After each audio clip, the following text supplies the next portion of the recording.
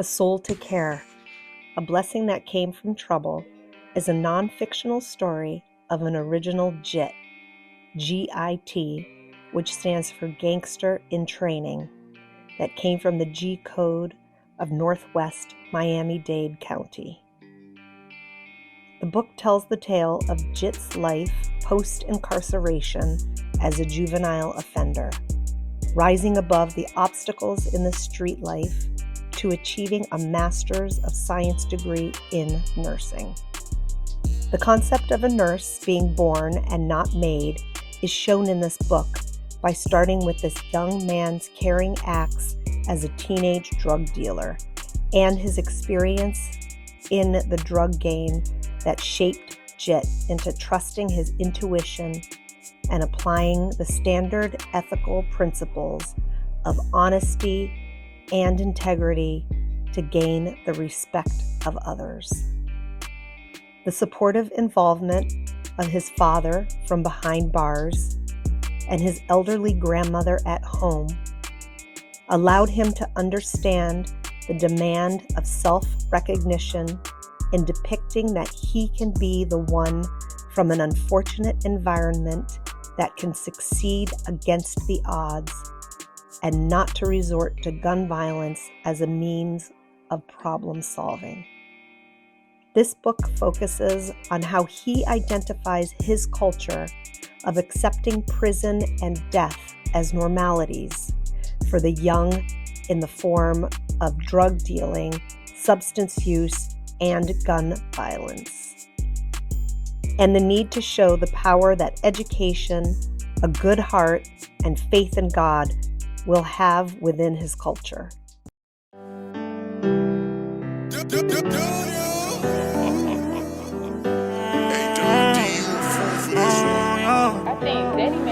Nowadays they gon' pick and choose. Tired of these niggas and these bitches too. Tired of these ways and these funerals. Try and fly away and see better view.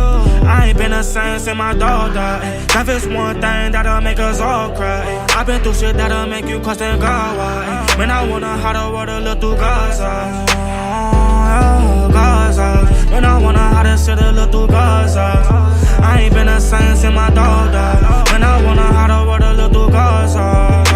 God gave his toughest battles to his toughest soldiers. Man, I must be built for this, I know. Full of pain, I don't show it. Giving me a chance, I won't blow it. Man, this shit here deeper than the ocean. Hey, I know that I was chosen. Listen, you can hear it in my vocals. Keep a tunnel vision and stay focused. Gotta keep emotion. Gotta stay on P, I can't be joking. Do it for my niggas in the coffin. I'm all tired. You can't come around, nigga, if you ain't our guy. And if you look at us better from the top now. And it's hella pay if you play with God's child. Nowadays they gon' pick and choose. Tired of these niggas and these bitches too. Tired of these ways and these funerals.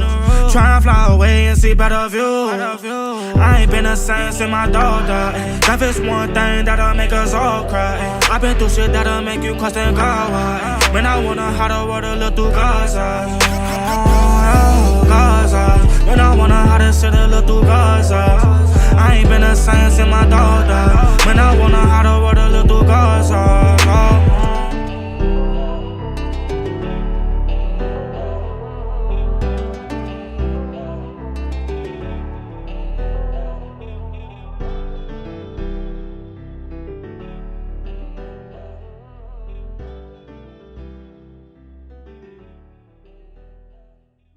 My name is Anthony A. Gray, and I'm a registered nurse advocating for community health and gun violence prevention and post-incarceration syndrome. My area of focus is on predominantly African American communities. The subculture within Black America is very familiar with gun violence and incarceration. It's like we have normalized for us to be the victim and perpetrators of firearm homicides, that brothers' deaths are part of our daily conversations. Our conversations goes like, you remember such and such?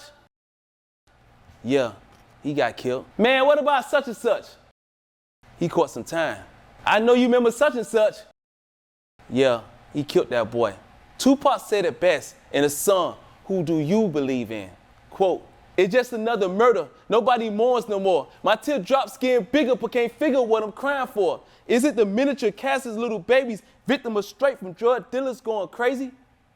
End quote. As a registered nurse, I have learned and practiced the science of caring for individuals, families, and communities. Nursing science integrates parts of biomedical science, social science, public health, and clinical practice.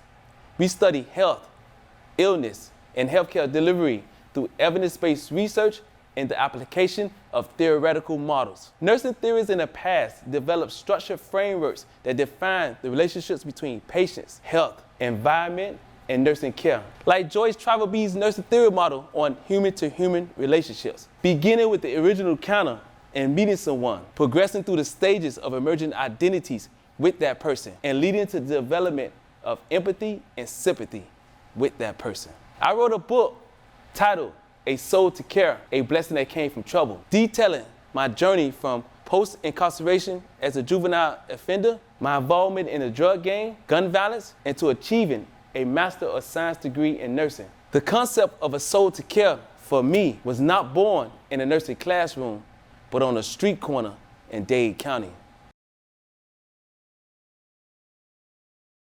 Gurney and exiting from a busy city hospital's emergency room, with IV lines still intact. He is walking slowly down a street in Overtown, holding onto his IV pole and only wearing a hospital gown. The street is occupied with dope pushers and dope users. The man has pronounced neck veins, swollen feet, and ankles. He makes his way up a dark, pissy stairwell. Sitting at a table full of crack cocaine is a teenage drug dealer named Jit, short for Gangsta in Training. Jit responds to the knock at the door. Yeah. The man slides in a $100 bill through an opening in the door. Look out for me now. I need this. Man, you look crazy as fuck. Where you coming from? Man, I'm all in the hospital. I had to leave. Nigga, look at your neck, your feet, all big and shit. What the fuck you got going on, bro? They talk about my heart and shit, and I'm all fucked up. My nuts all swollen, feet all swollen. They try to give me some shit, but fuck that, man. I need that real shit. Nigga, I ain't got shit for you. Go back to that motherfucking hospital and get yourself checked out, bro. Momentarily, an argument occurs between the man and Jit over drugs. Jit slides the money back to the man, and the man leaves. A couple minutes later, another dope fiend knocks on the door and slides a $100 bill through an opening in the fence. Where the fuck you get this money from? What money? Man, where that nigga at? What nigga? The nigga with the motherfucking IV pole. Right here, man. You over there. Jit locked the door, went down the stairs, gave the man back his money, and walked him towards the city's hospital. Damn, Jit, you don't want this money? Man, all money ain't good money, bro. Then what you in this shit for? Man, I was born in this shit. I'm made for this shit. You was born in this shit? The man pauses, looks around at the poverty-stricken neighborhood of Overtown. Jit, you was made for something else.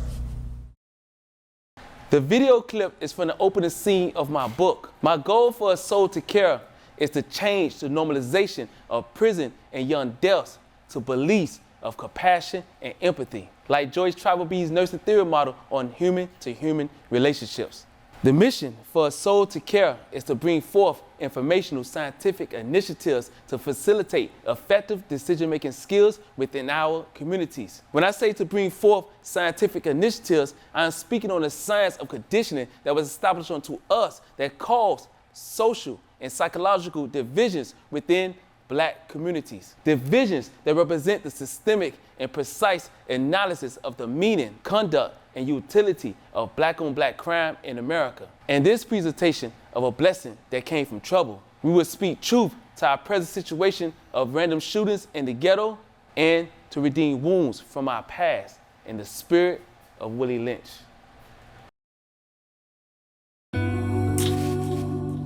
All rise. The judge now is presiding. Y'all know we have the state versus OG Nard. And the charges of racketeering, drug distribution, armed robbery, and conspiracy, and numerous counts of first-degree murder. The verdict is in. Life. He's only 15 with a license. For a license. The judge told the DA pick you in.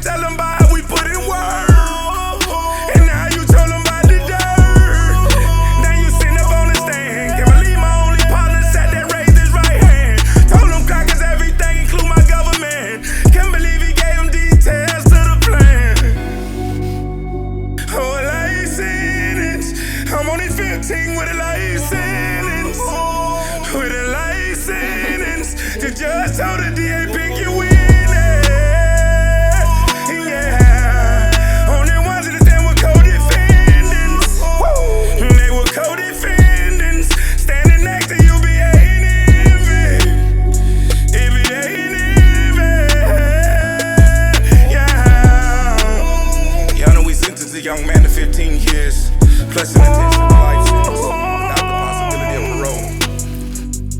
Let this be an example to the case number 0305.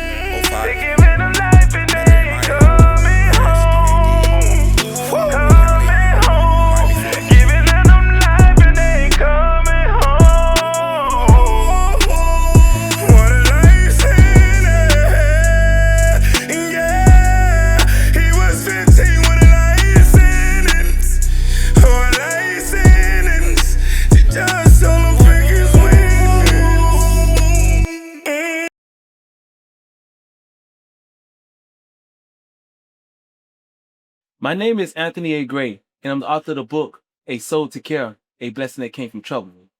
I wrote the book to serve as a model of self-improvement for young men who come from environments that I come from that are surrounded around drugs and gun violence. Today, I'm here with the creator of Trap Country. This brother is very passionate with changing the street culture, and he changed it through his music. He has a very powerful story. He received a life sentence at the age of 14 years old. He created music, and he's here to collaborate with me to see how we could change our culture.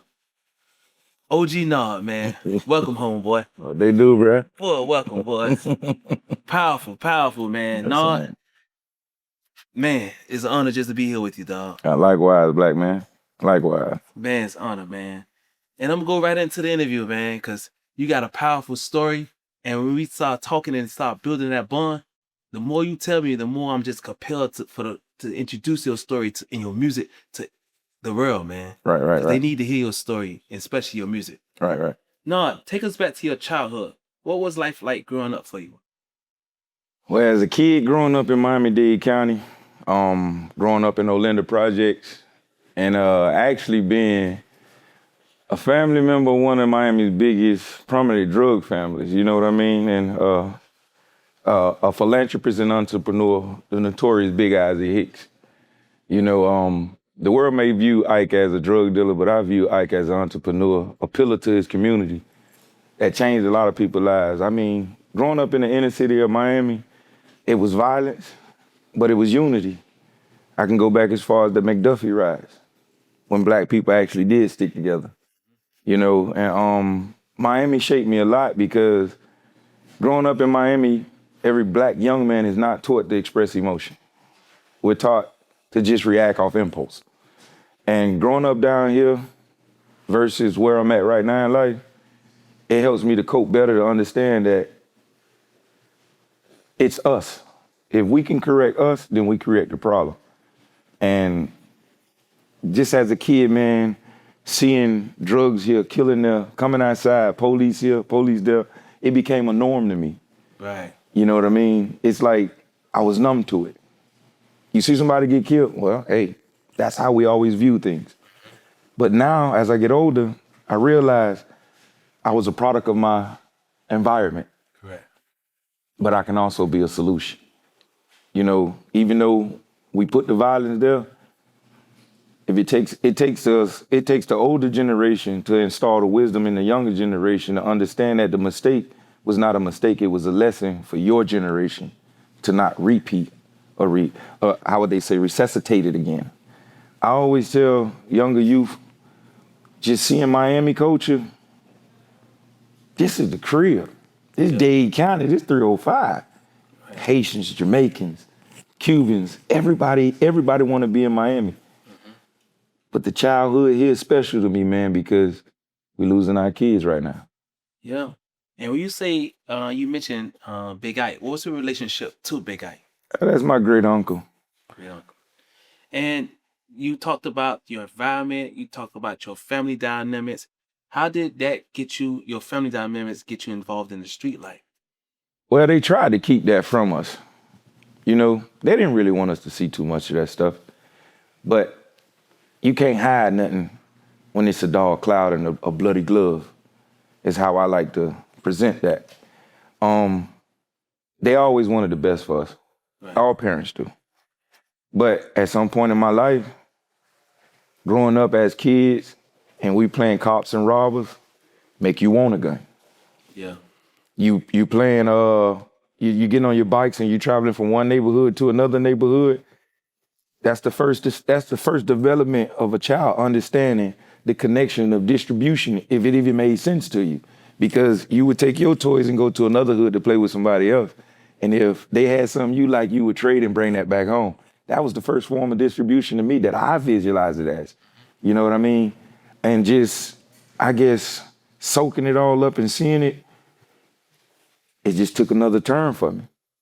Now, did you have any dreams or passions before everything changed at the age of 14? Oh yeah, man. I was an odd kid, man. At an early age, man, my grandma, who's always a pillar in my life, the late Miss Shirley Temple Stevens, they used to call her Miss Shirley. My grandma was a Cherokee Indian. She was the daughter of Chief Ben Johnson of the Blackfoot tribe. Mm-hmm. And my grandma, she was a real gangster too, but a woman. You know what I'm saying? I looked up, Nana was everybody in my eyes. And my grandma used to always say, baby, if you can dream it, you can do it. Right. So me growing up, bro, I got into music at an early age, listening to Earth, Wind and Fire, the Commodores, like Marvin Gaye, Luther Vandross. Curtis Mayfield was my first rapper. Mm-hmm. You know, Pusher Man, so watching Superfly. Then seeing movies like J.D. Hooker or seeing movies like Shaft, like all that became cultural to me to the point I wanted to change my mind off what I was seeing. So growing up, my dream was being a neurosurgeon because I've always been fascinated on how the cerebral cortex works. I've always been fascinated about that because when they sit back and they analyze most human beings, they're always saying, oh, it's the left side of the brain or the right side of the brain. I'm always saying, well, what functions to the middle of the brain that actually makes the access point for both of these to function? So as a kid, I've always been intrigued on what makes people think the way they think. Correct. Yeah. You see what I'm saying? Right. So my dreams was always that. I wanted to study the black person's anatomy and study the brain. I mean, that wasn't normal for kids like me growing up. Everybody was in the comic books and stuff. I used to see brains on the pavement. Look like candy and bubblegum to me at one point. Right. So right. I'm sitting here saying like, that's still moving. Why that's still moving? You see what I'm saying? I'm asking questions, but I know I can't get answers to them because I'm a kid. And then if I do answer them, everybody's gonna say something wrong with that boy. But that is something in the black community about when we ask questions, the questions that we ask, we feel like it's a rejection from our own, but it's really the truth of them not knowing. So my dreams was that. I always picture myself like you in the medical field, brother. Now you mentioned the medical field and you mentioned like your family dynamics. It seemed like you had love and caring from a home dynamics. Now, but life changed at the age of 14. What was your charges that got you a life sentence? Oh man, armed robbery, possession of a firearm, possession of illegal narcotics, attempted murder, and armed kidnapping. And they actually hit us with conspiracy and RICO too, but I kind of winged that, but caught an elbow on that too. Now, is there anybody in your life before you got that charge that could have shaped you and guided you away from making that decision? I'm gonna be very honest right now. There was a guy. He was a mentor in my life, man. Shouts out to a black man that deserves way more credit than he gets right here in Miami, Florida. And he's a pastor too. His name is Reverend Charles Jackson. Charles Jackson was the wide receiver for the San Francisco 49ers from 88 to 89. He also developed a small group for inner city black kids. He was a mentor over the Liberty City Warriors. I played for them. When I tell you MVP at everything I did, this man seen something in me that I don't think nobody seen in me. Right. Because every time the streets would draw me back with my little friends, he would pull me to the side and say, Bernard, let me tell you something, young man. You one of the ones. These kids, they listen to you. He said, man, you don't have to do what you're doing. So with that influence, what happened when you made that decision? What changed that? I would say what changed that is my environment at that time. Like my mom and my dad not being part of my life growing up with my auntie and, you know, watching my brothers go to prison. I'm the baby. So if I see them, I'm like, y'all left me. So I turn to the streets. My friends become my brothers. Right. My big homies become my uncles. And I'm thinking, these dudes love me. You see what I'm saying? And the influence that was put upon me to the point of I was like, this is survival right now. Survival. And that's what, when I talk to the youth, I teach them to be leaders, make effective decision making. Your choice determines your outcome. Right. We'll be right back with OG Nard.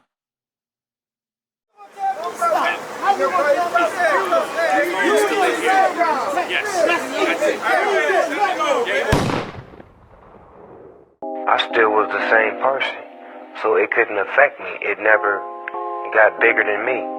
And I see the same, things with yourself as far as being connected with all your homies. How you started off and how it was all about you and your homies. That's what it was about with me and my homies.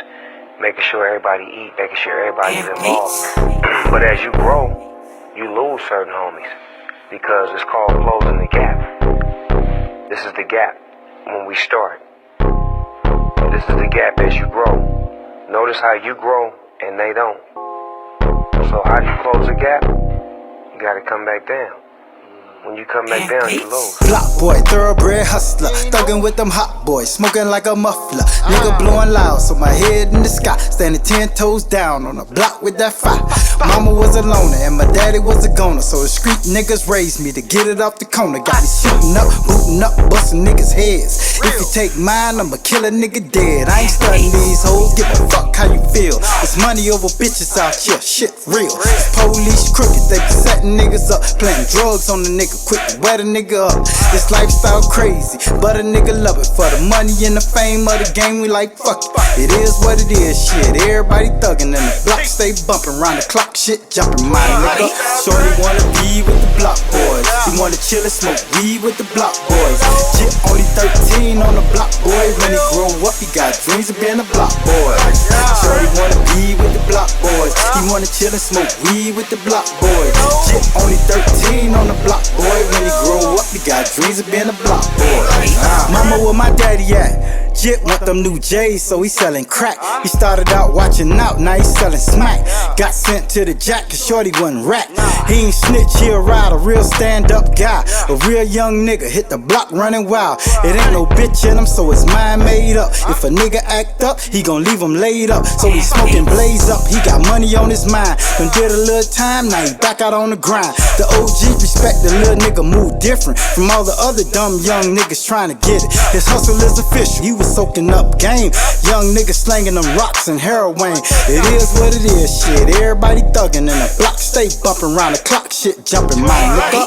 Shorty wanna be with the block boys. He wanna chill and smoke weed with the block boys. Jit only 13 on the block boy. When he grow up, he got dreams of being a block boy. Shorty wanna be with the block boys. He wanna chill and smoke weed with the block boys.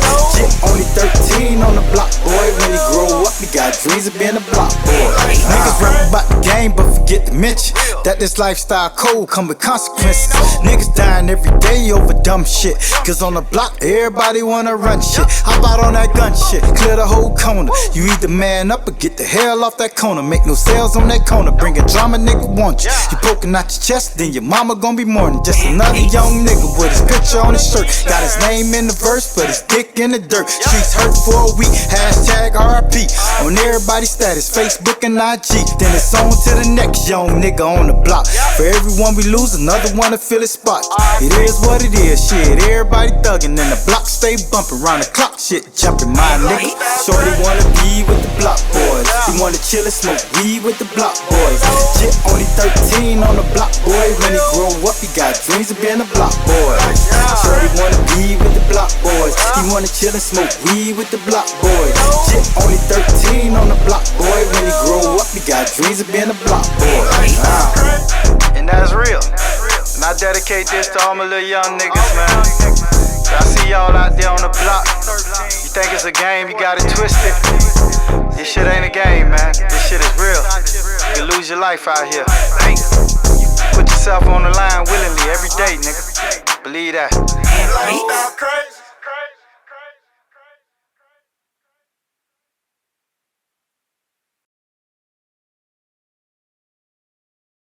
Jit sits in a chair at a table, waiting for his dad to come to the area. He observes the prison's compound.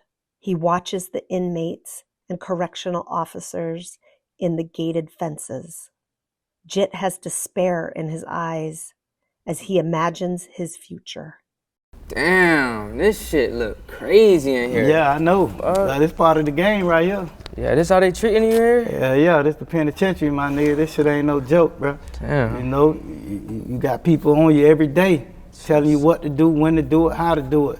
You know, they got a bed for you if you want one now. Nah, shit, bro. I handle that shit, though. Yeah, shit. but that, it ain't about that. It ain't about handling it like that. It's about being locked up in this motherfucker, captured, away from your family, man. Away from being able to live life how you want to live it on your terms. You feel me? You know, this ain't what it is, bro. Yeah. You know, I tell you, the streets only got two options for you, man. They gonna offer you this shit right here or the graveyard. You know, it's your decision. You know, you gotta make a choice, man. What you want to do with your life. You know. I don't want neither. Nah, I don't want it for you either. You know, you can break the cycle, bro. Yeah. You can be the one to do it. You see where I'm at? I'm your old boy. I've been in this shit 11 years, man, and I still got more time to do. You know. You think my goal in life was to end up in this motherfucker? Hell no. You know? But the penitentiary called me, and I fucked up by answering the motherfucking ringer. Damn. You know, so what's up? You know these walls got ears, man. You know, I've been hearing what you doing out there, man. You know, you back hustling? Man, I linked that with that nigga Dave. We both working for Bobby now. Man, Bobby got y'all selling dope. Pops, you know how that shit is out here. Man, listen, I'm gonna be real with y'all. I can tell you, man, watch yourself. But watch that nigga Dave, man. Last time I seen that boy, he ain't look right. Like he on some shit. You know he stole some money from your mama and all. Nah, you lying. Yeah, nah, you know she ain't gonna lie to me, man. Damn, I knew he was gooking, but I didn't know he was taking money from mama. That's yeah, crazy. Man, you know, so, but you know, what's the plan? What you plan on doing besides hustling and getting the money? I'm still trying to figure that shit out, Pops. I ain't gonna lie. You ain't got time to figure it out. You ain't got time to figure. I talked to mama, she told me she been telling you about, you know, pursuing the nursing career. Yeah, I think you should do that, man. I think you should go to Lindsay, get your GED, take up a trade, man, just see what happens. You know, give yourself a chance, man. You know, you got to have a plan, bro. Yeah. You know, I had a plan once.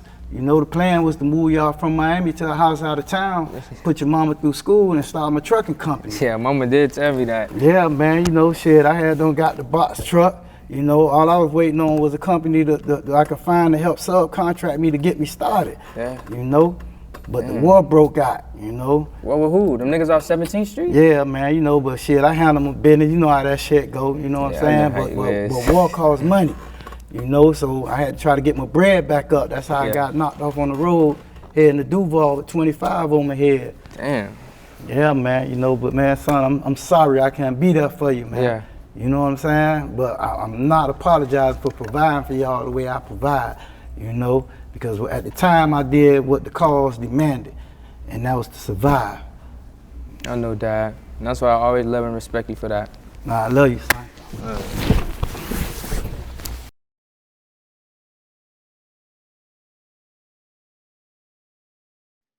Okay, we right back with OG Nard, and we speaking on his childhood. One thing he said to me was he was able to turn his trauma into purpose.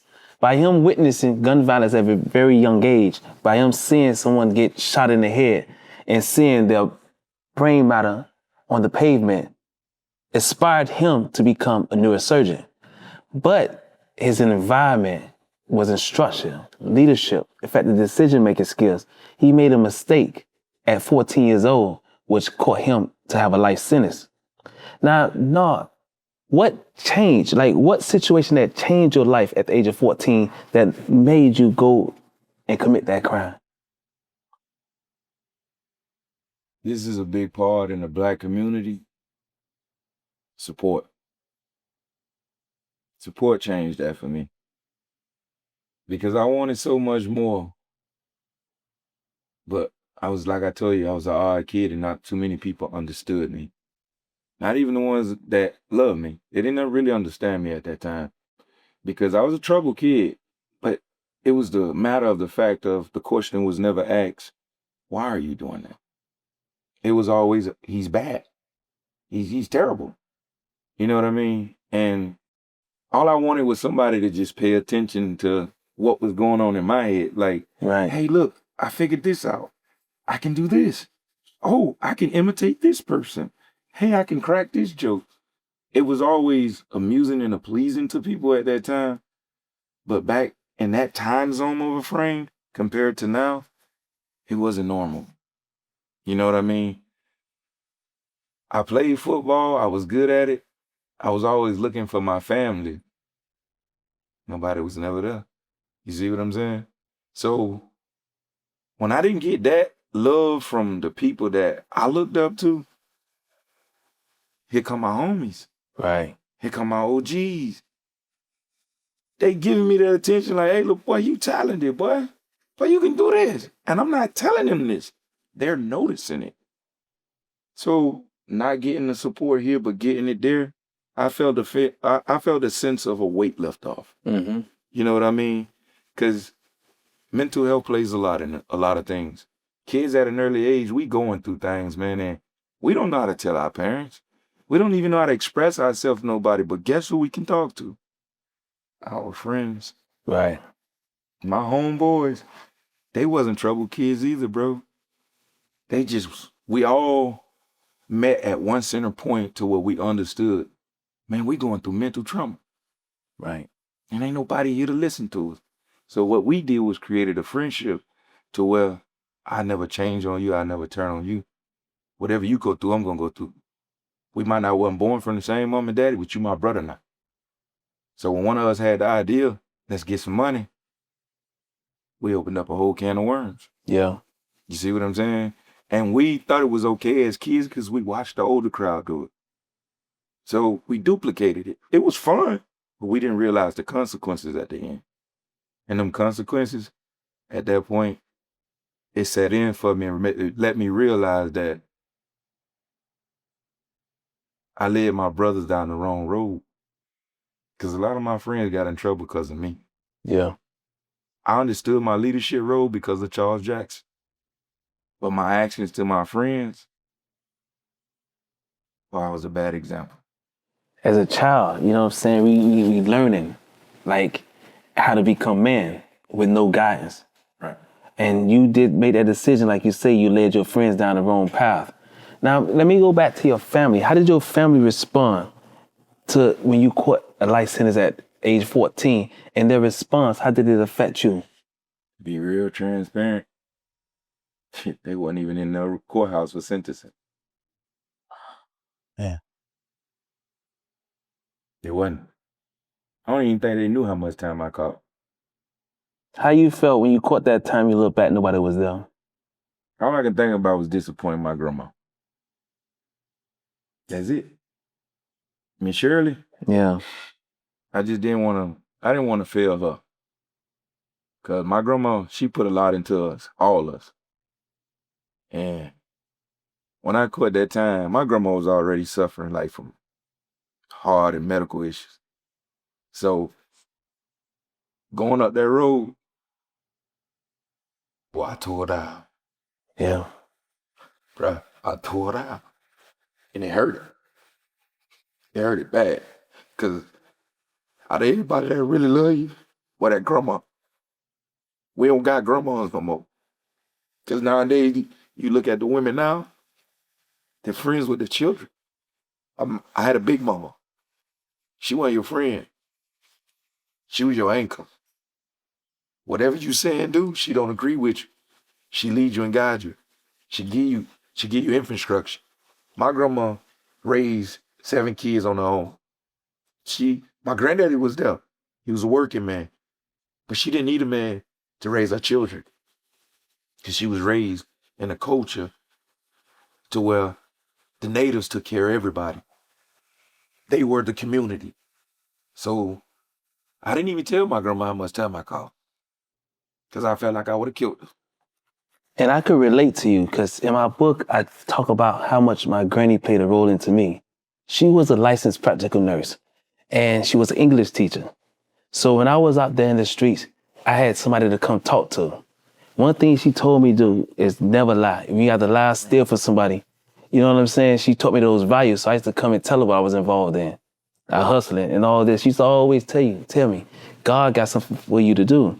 And that's what she gave me. She gave me hope at a very young age when I needed it. Right. So I could relate to your story. And I remember that day I got my GED, and Granny was like, boy, you want to go to Miami-Dade College and get your EMT?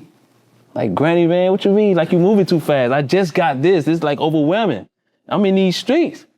And when she told me I could do that, and the day I was on a college campus at Miami-Dade College on 20th Street, and I was like, damn, Granny. You know what I'm saying? Every step of the way, even when I got my Bachelor of Science in Nursing, Granny was right there.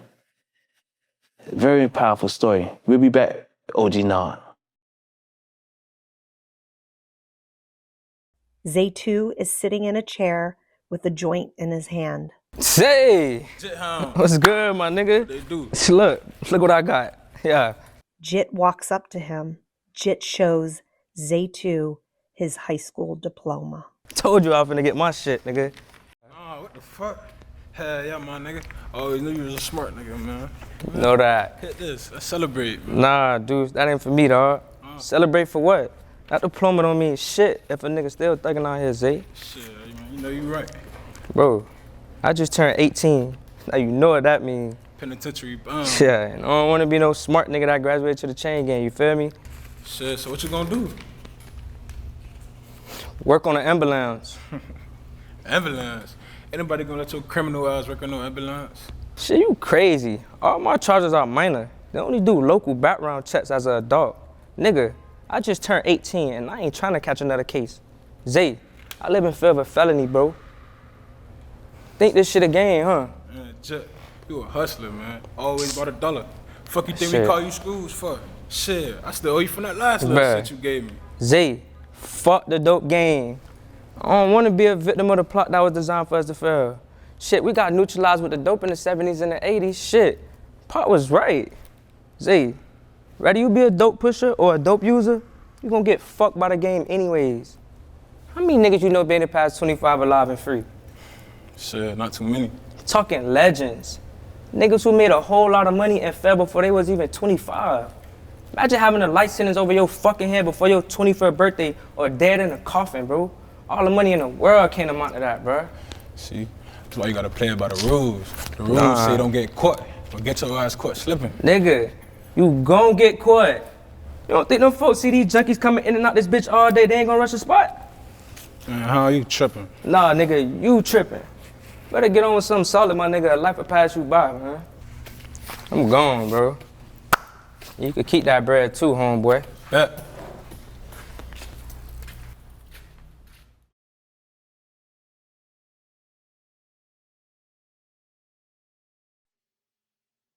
Welcome back. I'm still here with OG Nard. Just had a powerful and emotional discussion about family, and we related to one another about trauma, grandparents or grandmas, and the importance of understanding their lessons that they give us. Right. But not like many of us in the hood as teenagers, we don't listen. You caught an elbow in the life sentence. You was 14. What was the hardest part at that age of adjusting to prison? It didn't even hit me. Reality didn't strike in because I was locked up with a couple of my partners, man. And we was in the county for almost 2 to 3 years, just waiting. So I had them found new brothers. It's like we connected real quick, so the time didn't faze me until I went to prison. And then I got a game time slip. And I'm looking at everybody that's the same age as me, and I end up going to, because as a kid, you don't go straight off. They sent me to Indian River. Mm-hmm. And while I went to that compound, it was some boys from Dade County. Like, when you go up the road, Florida, it's broken up, and it don't make no sense to me because we all from Florida, but it's broken up in sections. From West Palm on down, you to south. From Orlando, in the middle part of St. Pete, that's Central Florida, and everything else is the Panhandle, Jacksonville, and all that. But there's a separation in the prison system to where we're going to war with each other. Right. And I didn't understand that either, because I had never left Miami. Most brothers never left Miami. So getting in the system, that sentence didn't even captivate me until I got my game time slip, and it said December, the date 98, in the year 9,999. Now, I didn't understand what game time was, but they knock time off for good behavior. And I was wondering why these fools giving me 1,000 days, but that ain't never changed. Then it started to kick in with me because my roommate was Lionel Tate, the young man that did the wrestling move and killed the little girl. Yeah. And then also there was the other kid on the facility. His name was Nathaniel Brazil. Yeah, he shot that teacher. Yes. He was 14, yeah, in West Palm. I learned law from him. That kid read. Johnny Cochran used to come see him. In my room with him, all he had was law books. So I didn't feel out of place. I kind of felt the sense of security because this is what I really wanted to do anyway. Yeah. Something different. I was tired of where I was from. Mm-hmm. I wanted to escape it. But just being down, when it really set into me, was when I couldn't call home and talk to my grandma no more. Like, they seen you from Dade County, you going up the road. I'm talking about up the road. And they do you like that so your parents can spend that money to travel. My grandma was sick. I knew my grandma couldn't come see me. I would write my grandma, but I wasn't ever expecting a letter back. I used to buy me having no family support in prison. My dog Singletary. You know, that's my brother from another mother, because we fought. We did it. Everything I would do on the street, we did it in the chain gang. Yeah. But he's a different, his culture is different than us. He's not African American. Right. And it made me look at him like, wait a minute. In the chain gang, you'll call him a white boy, but he's not. He's one of us. By all us going through the same thing, none of us never even viewed our time. It didn't hit us until we started being there a while. And we started realizing, man, these boys coming in and going home and we ain't going nowhere. This fool just left a year ago and he back 8 months later. Why they letting him go home? I can't go home. Yeah. Now it's starting to register. And now the mental part of it being overclouded in my brain on, well, you ain't never going home. It's starting to set in now. Because now I want to talk to my grandma. I need to hug my grandma. I need my nana. I don't care about nothing else in here. What's going on with her? And when it really hit me was, you're not gonna get an answer to none of your questions. Because when you in here, mentally, everybody already had a funeral for you. You did. So how did you hold on to hope? No family support. You up that road. You got an elbow, man, such a young age. How did you hold on to hope, dog? And up the road, they put you in confinement. It's called 23-1. Mm-hmm. I did 18 months in confinement on 23-1. Remember when I told you as a kid I used to love music? Yeah. I was the radio on lockdown for 2,400 inmates. Even in the county, I was a radio for people in Starcade, down at the county, TGK. Music was always my escape. Even though you got me in a box, I'm thinking about a song that's put me in paradise. So I learned to remove myself from the physical aspect and protect my mental. Yeah. Because what my body going through, I can't allow my mind to seep through it. Because if I do that, I've already seen that I don't got the family support. Nobody believes that this is it for me with them. Like you said, they had a funeral for you already. I was dead already. Mentally, I was dead. Because when you ask the questions on, did y'all think about me? Yeah, we did. But it was only when somebody did something as stupid as I did. Right. You see what I'm saying? That's the only time people think about you is when, oh, you remember what you call them used to do that? But it's never on a daily basis of like a repetitious thing to keep you alive. And at that point, my mom was strung out on drugs. My daddy was a street dude. My auntie, we was living with her. She went her way. And all I had to keep me there was grandma. Yeah. Cause I would always think about this stuff like you said. My grandma always tell me, she said, boy, you special. In the darkest places, you are a light. No matter how much dirt they throw on you, you gonna shine. She said, baby, I want you to understand something. You gonna be something so big one day and you gonna change the world. And I used to always like you. Grandma, how you know this? Why you say this? She said, I can see it in you. You're not like the rest of these kids. Right. You a black sheep. I ain't know what a black sheep was. I used to sit there and take a black crayon and paint the sheep because she used to say that. But she said, no. That's not what the terminology of that means. She said, baby, I want you to understand something. God put you here as an aspect of you taking everything negative and absorbing it. But when you put it back into society, it's going to be clean. She said, you're a filter for sin.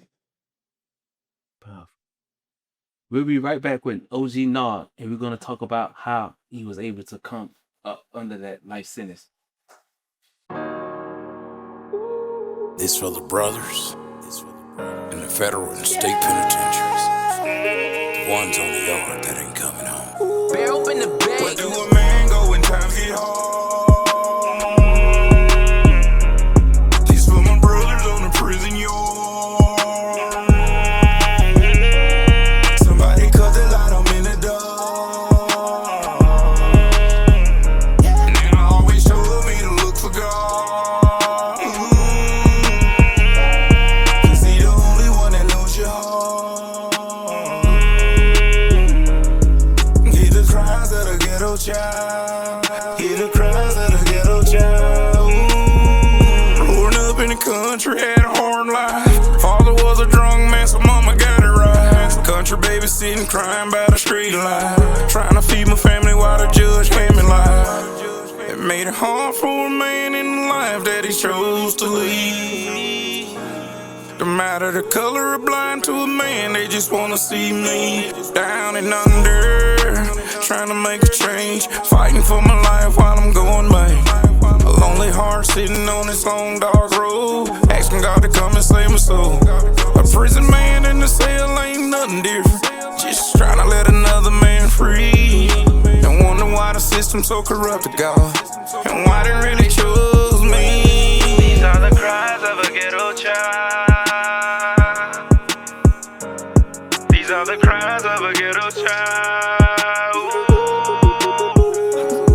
Where do a man go when times get hard? These for my brothers on the prison yard. Somebody cut the light, I'm in the dark. Now always told me to look for God. Cause he the only one that knows your heart. This is cries of the ghetto child. Yeah, the cries of the ghetto child. From the jungle back to the island, where the ghetto use the police say them violent. So I'm on the mat, I walk to school. I'm looking for him brother, so I'm told a tool. And the police want the Rasta man, don't put it away. Them take the gun and put it on the youth face. In the prison, them wanna see a young man. And the party boy, them say with the gun man. Oh Judge, I want you pray for that God all you feel. And pray that the man them don't shoot them. We pray that the streets make a better way. From USA to the island.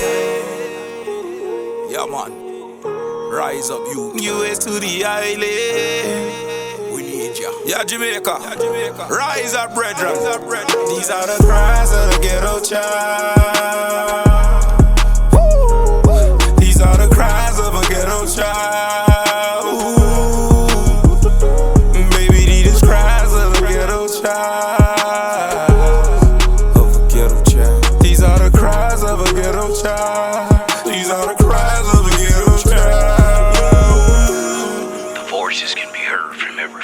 Garden State Correctional Facility. Free the innocent and the wrongdoing. Let's make it right, America. Yeah. We're back, still here with OG Nard, talking about his powerful story. Now, OG Nard, your sentence got overturned. What age were you when the sentence got overturned? 21. So you're 21 years old. Last 7 years, you was incarcerated.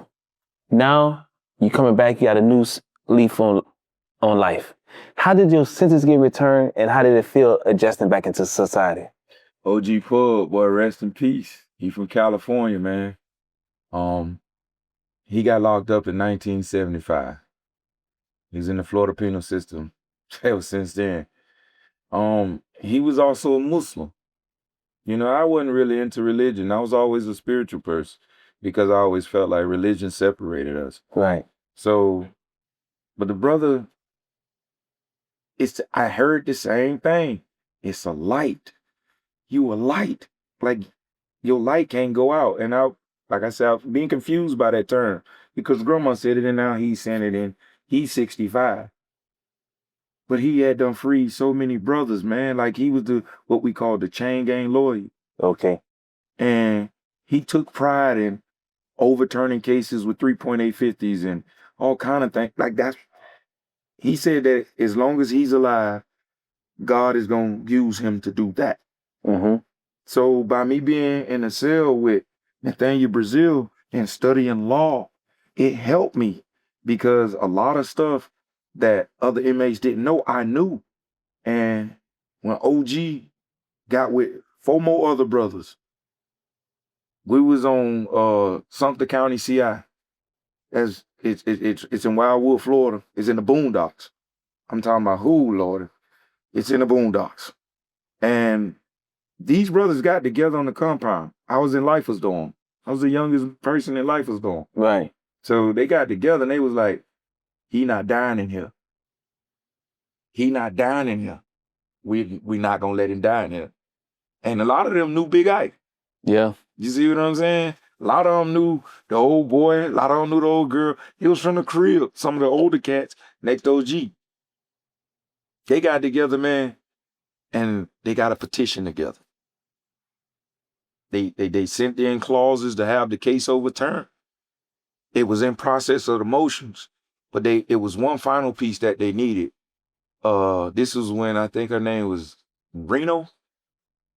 Janet Reno? Janet Reno. Janet Reno. Yeah, I remember, yeah. And she was in the chair. And they was like, we finna ask for a pardon. I ain't know what a pardon was. I heard it off Life. Because we watched it, but I didn't know what it was. And I'm glad you mentioned how other people look out for your best interest.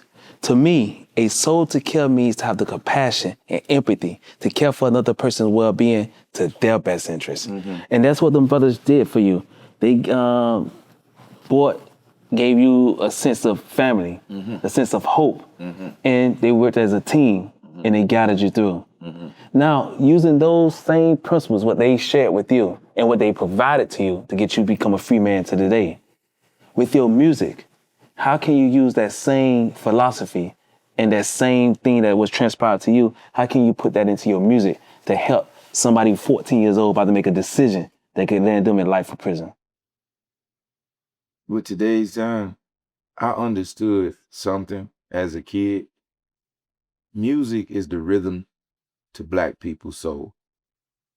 No matter what we going through, we always convert to a song. Because that song helps us cope with whatever we're going through. Me coming home and realizing in the chain gang, I was already making songs about change. I had the inmates rapping my songs. I had the guards singing it. So I was like, you know what? Wait a minute. We ain't got to keep doing it. So when I came home, well, before I came home, I was at Butler CI and Rayford. Yeah. Racist officer named Officer Norman Johnson. I'll never forget you, but God bless you. That brother told me one day while I was on lockdown, he said, you know, niggas don't belong in country. And I was listening to Dolly Parton, and I was listening to the Willie Nelsons and Darius Ruckers. Like music, I don't care what it is. everything has a story. It all falls back to jazz. So me learning these songs, I would duplicate that song and sound exactly like the artist. And he told me one day, he said, niggas don't belong in country. And I told him, I said, you know what? Have you ever heard of the banjo? He said, yeah, but that ain't country. I said, you know what? I'm going to make that taste like feces in your mouth. I'm going to make a change.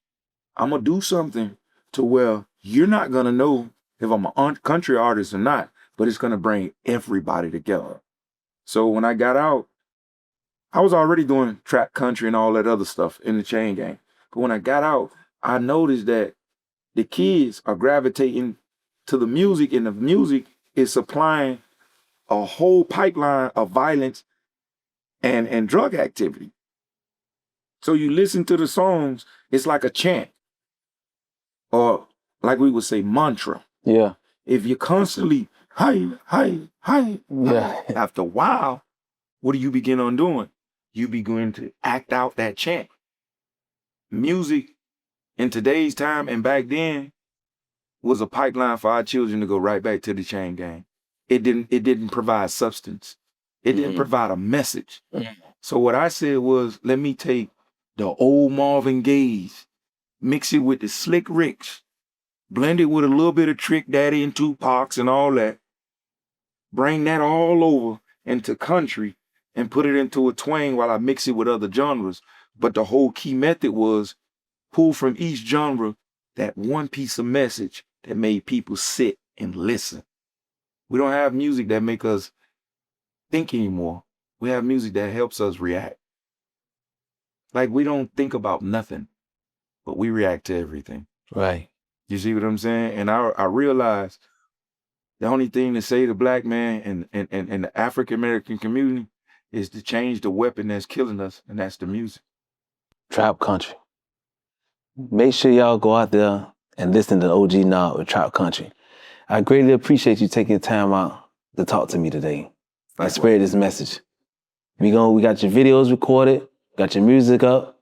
We're going to share with the world, man. Appreciate you, brother, my brother. Appreciate you too, bro. All right, y'all. We out.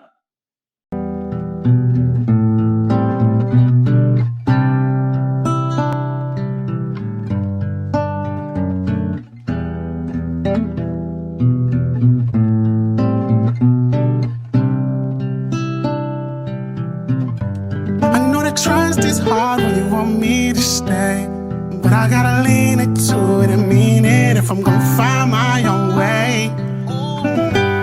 I gotta take my time with the things I'ma say, cause I don't wanna mince my words and scare you. Baby, this the only way to prepare you. And I know you're proud of me, but the doubt in me is finally reached its loudest peak. And I don't wanna look back years from now and have more regrets. So if I'ma leave, it's only cause I need it. Gotta start the groundwork, only to believe it. Standing in the same dirt, I'ma put a seed in. Girl, I'm coming back for you, baby, I'm just leading. But would you build me up if I was to quit my 9 to 5? Cause I just don't feel alive. Would you build me up if I was to leave and hit the road with no clear place to go? Would you build me up if I was to trust in me more than those things that were always told to us? Would you build me up?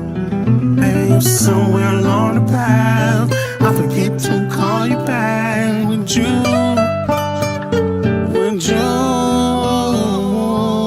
Show me all the love you show me. If the world got cold and lonely, I was on the stage last time when you phoned me. Does it make you mad or it's cool cause you know me?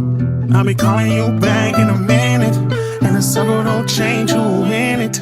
I've been learning new things, but the money don't change me. One of these days, baby, you gon' keep the same me. Oh, back home, I'll be on the way to you back home. No trust gets hard when you want me to stay, but I gotta lean into it and mean it if I'm gon' find my own way. Oh no, I gotta take my time with the things I'ma say. I don't wanna mince my words to scare you, baby, this the only way to prepare you. Would you build me up